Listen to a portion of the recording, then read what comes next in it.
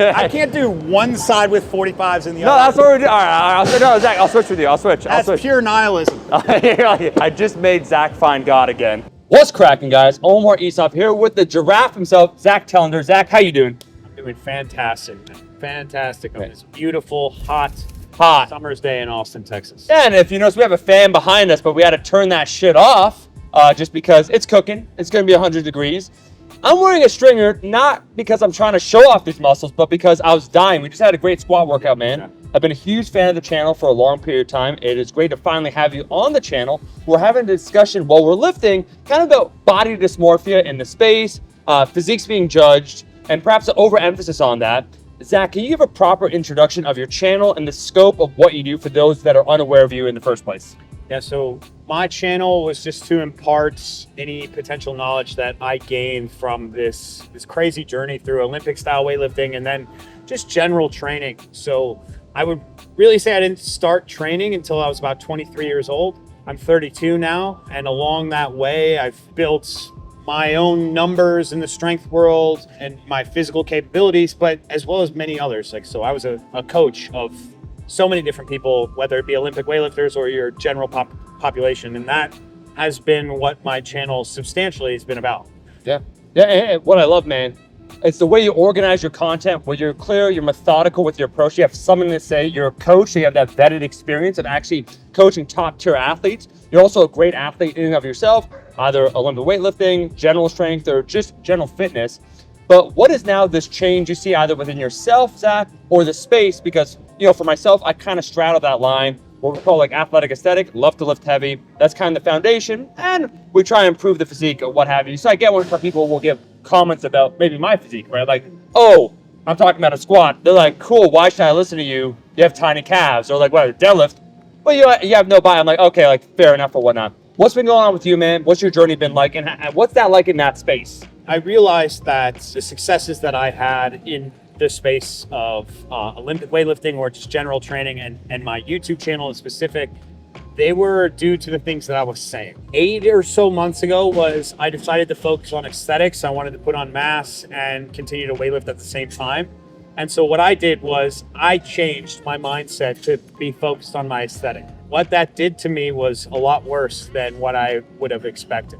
I started, focusing on aesthetics, doing a lot more hypertrophy training, and it was working well, and I wanted to show that off a little bit. But what I did was I opened myself up to criticism that usually I wouldn't really care about, but because my goals were around aesthetics, I cared a lot about them. And it was really starting to mess with my head.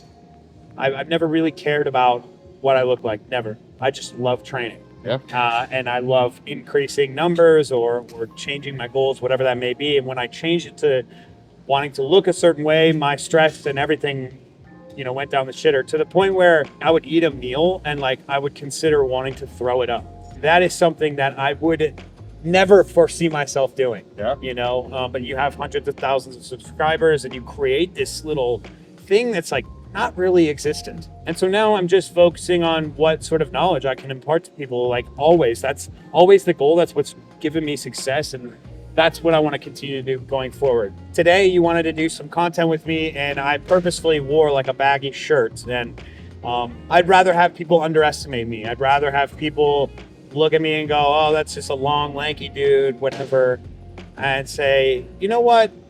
I saw his physique, wasn't impressed, but he did have some good stuff to say.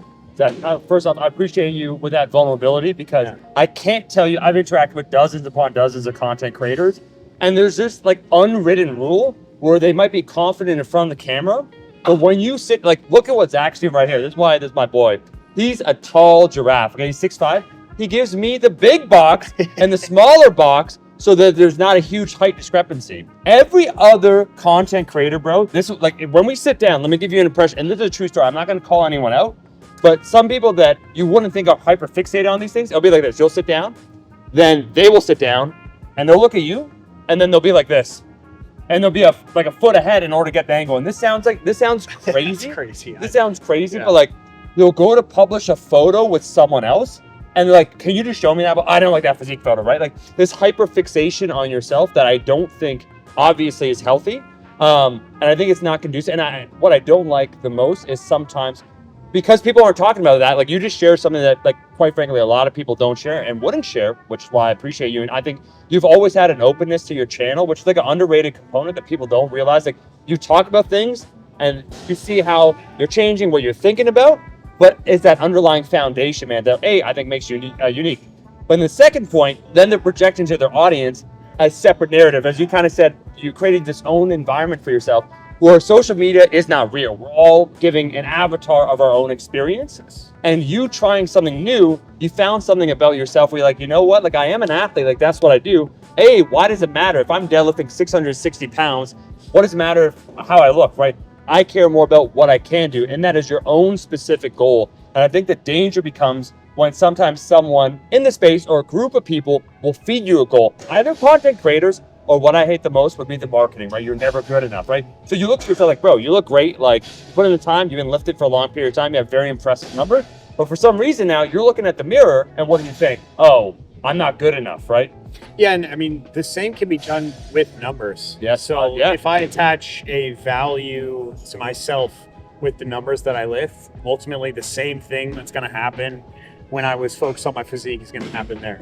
I'm at a place now where I'm actually trying to relearn things and do things differently so that I don't focus on my numbers. And I don't really want to deadlift more than I have before as of right now.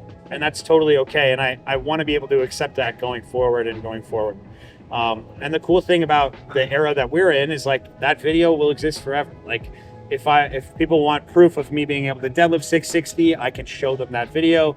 I don't have to continually do it for them.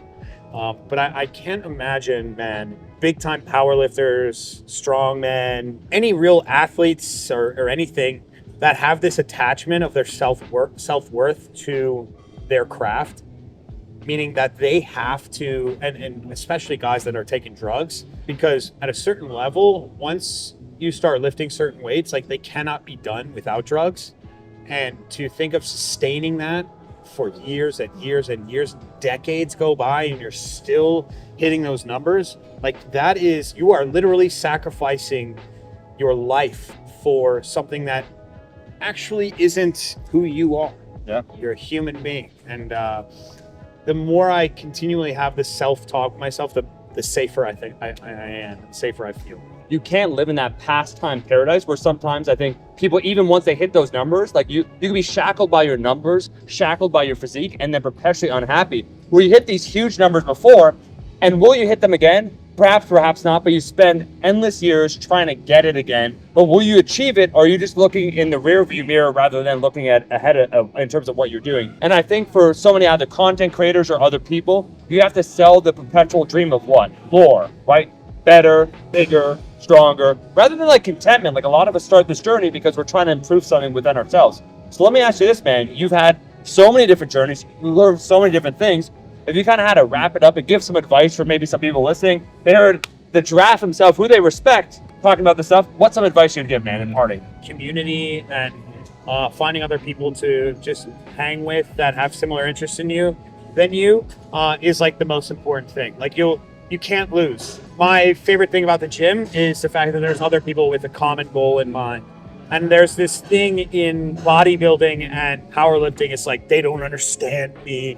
You know, like, fuck the world. I'm going to, take over this barbell and I'm going to show them. And it's like, that is cool. And it's very powerful. It is very powerful to use your anger to build yourself back up. But at some point you have to let the world in. And I think like the earlier you do that, the better life is. Genuinely, like that is the number one piece of advice for anyone who wants to train is find other people. Yeah. Find your tribe, man. Zach, I love it. And that's why I love the content that you put out because it's always honest. It's always truthful. And there's an element of truth with this experiential knowledge that you have to go through the gauntlet of realize it. And everyone's on their own journey. And it's lovely to see. I concur with so many of the things, man. I can't wait to see what you do next. Where can people find the giraffe? YouTube.com/@Zack Telander and on Instagram, Coach_ZT. And then if you want some cheap ass programming that I've put up over the course of 5 years, go to patreon.com/Zack Telander. All those programs are up there for $5 a month. So Zach puts out fantastic content. Make sure to check out his channel. Thank you so much for being on. Like the video if you like the damn video, and I'll see all you guys, my rascals, in that next one. Peace.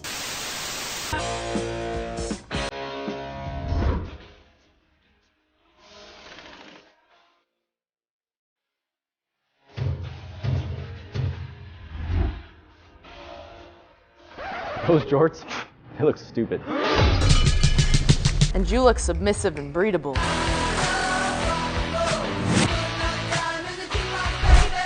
But seriously, why jean shorts? Because we believe in freedom. The freedom to choose to wear outrageously comfortable jorts to perfectly frame your luscious glutes. My eyes are up here, Chief. Rascal jean shorts. Perfect for hoisting big weights. Perfect for karate. Perfect to fight the existential apathy we all feel in this vacuous social media age. My wife said it's me or the jorts. I've never looked better. Someone please call the police.